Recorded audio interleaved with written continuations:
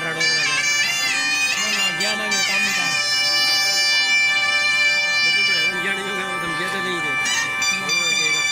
ਚੁੱਪ ਕਰੋ ਓਏ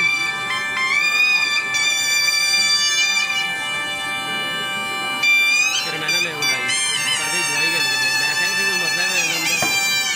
अपना बड़े बड़े मरम्मत करते हैं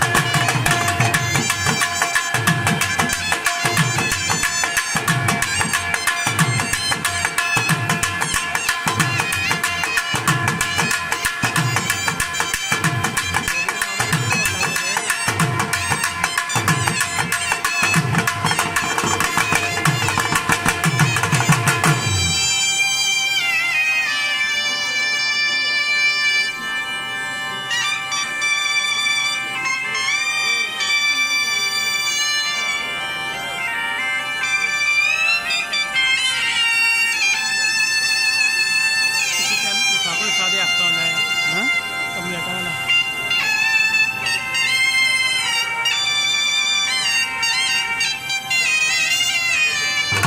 नहीं सदी को साथ में इससे ब्याह दिखा लो बस हार के